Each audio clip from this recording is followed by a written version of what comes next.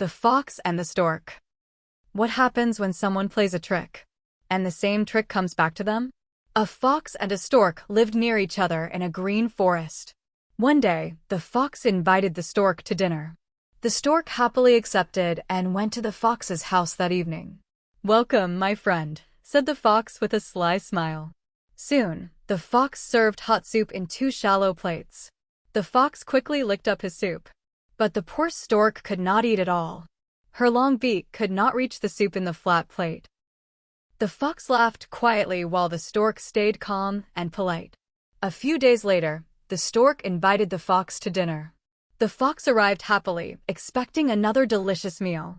This time, the stork served stew in 2 tall jars with narrow necks. The stork easily dipped her long beak into the jar and enjoyed her meal. But the fox could only sniff the food and lick the rim of the jar. Now the fox understood how the stork had felt. He lowered his head and said, "I am sorry for being selfish and unkind." The stork smiled kindly and forgave him. From that day on, the fox and the stork treated each other with fairness and kindness. And they became true friends. Moral: treat others the way you want to be treated. Next story on Ivars story lane. God's help. He kept waiting for God, but failed to recognize him 3 times. For 3 days, heavy rain poured over the small town. Roads disappeared underwater. People hurried to safer places with fear. But in one old building, a man sat near the window with folded hands, praying softly. "God will save me," he whispered. Soon, his neighbors arrived in a rescue truck. "Please come with us," they said anxiously. "The flood is getting worse." But the man gave a calm smile. "No, I have faith. God will come for me." The neighbors looked at him sadly before driving away. By nightfall, the water had risen to his knees. The man climbed upstairs, cold, hungry, and alone. Hours later, a small rescue boat stopped near his window. A man inside the boat stretched out his hand and cried, "Please, there's still time. Come with us." But the man shook his head weakly. "Thank you, but God will save me." The boat slowly disappeared into the rain. Another day passed. The man had no food left. His body trembled from weakness. Finally, he climbed to the rooftop and looked up at the dark sky. Rain fell on his face as he prayed with tears in his eyes. "God, where are you?" Just then, the loud sound of a helicopter echoed above him. Rescuers lowered a rope and shouted desperately, "Hold the rope. We're here to save you." But the man, barely conscious, whispered, "No, God will come." A moment later, he collapsed. The rescuers quickly pulled him into the helicopter and rushed him to a shelter.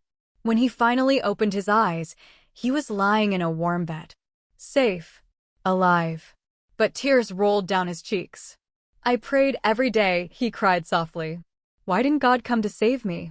An old man sitting beside him gently held his hand and said, "My son, God came to you 3 times. He came through your neighbors. He came through the people in the boat. And he came through the rescuers in the helicopter." The man fell silent. For the first time, he truly understood. The old man smiled warmly and said, "Sometimes, God's help does not arrive with miracles.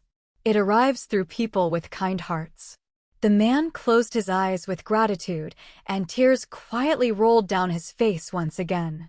Moral: God's help often comes through the hands of people around us. Next story on Ivars story lane.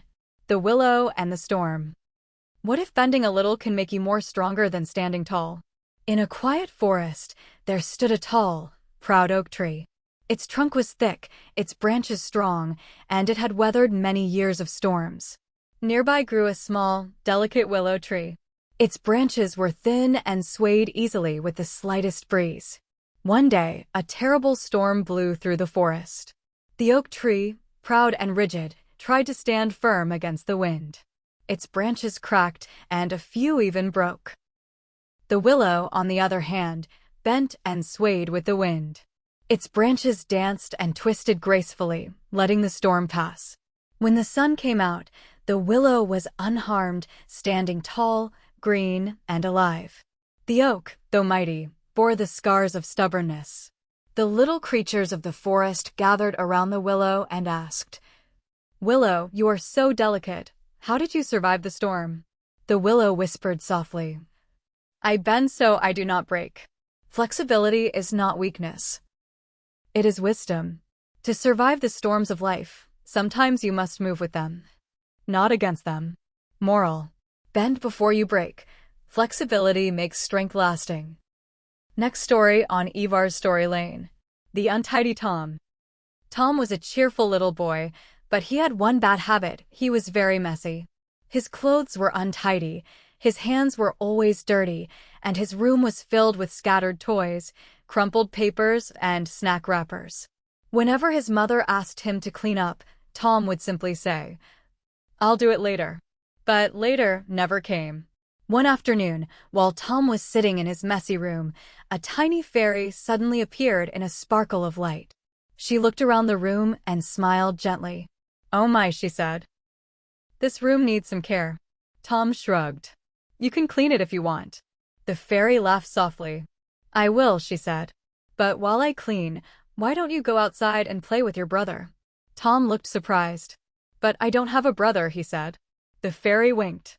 "Go outside and check carefully." Curious, Tom stepped into the garden. Soon he saw a beautiful white dove sitting on a fence.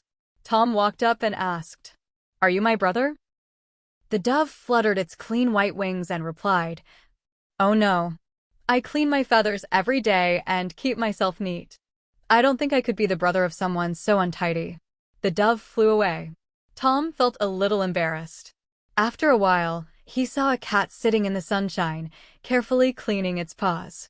Tom asked, "Are you my brother?" The cat shook its head gently. "I always keep myself clean," said the cat. "I like neat places and tidy fur." The cat stretched and walked away gracefully. Tom slowly looked down at his dusty clothes. Tom was very surprised. If even the animals care about being clean, he thought, then maybe I should too. Just then, the fairy called from inside the house. "Tom, come and see." Tom hurried into his room and stopped in amazement. Everything was neat and tidy. His toys were arranged properly. His books were stacked nicely. The floor was clean, and the room felt bright and peaceful. Tom smiled happily. "It feels so nice," he said. The fairy nodded gently. "A clean room helps make a happy mind," she said. From that day on, Tom kept himself clean, folded his clothes, and tidied his room every day. And somehow, his room always seemed brighter after that. Moral: clean habits make our lives happier and more peaceful. Enjoyed the stories? Subscribe to Ivars Story Lane for more fun stories and life lessons.